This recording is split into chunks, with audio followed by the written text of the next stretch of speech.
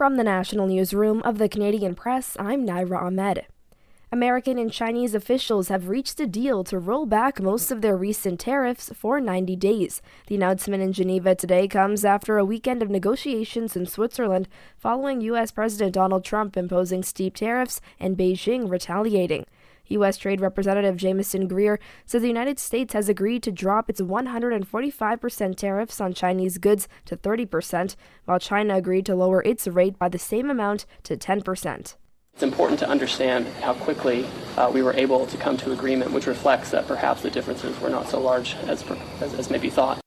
The two sides also say they have set up consultations to continue discussing their trade issues. Back at home, a judicial recount of a Newfoundland and Labrador riding is set to start today after the Liberal candidate won by just 10 votes. A judicial recount examines all the ballots again, verifying the ones that were initially accepted and reconsidering ballots that were rejected.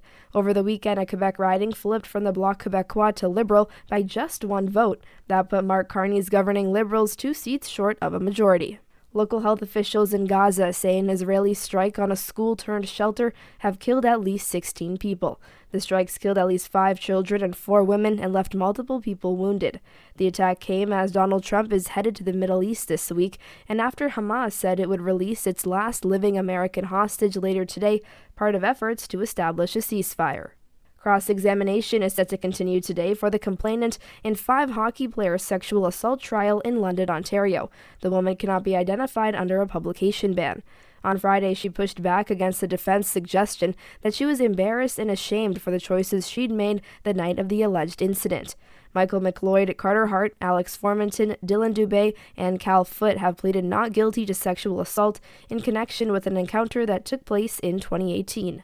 The nonprofit that oversees Medic Alert bracelets in Canada says it will be introducing technology that helps connect its members' electronic health records directly to 911 dispatchers.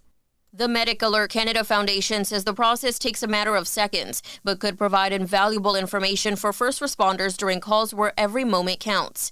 The foundation has already tested the technology in Ottawa last year and hopes to expand quickly to other regions in the coming years. Some 800,000 people across Canada use Medic Alert bracelets, which allows first responders to identify medical conditions in case of emergencies. Brenda Molina Navidad, The Canadian Press. And in honor of Mother's Day on Sunday, the Toronto Zoo announced one of its giraffes is expecting a baby.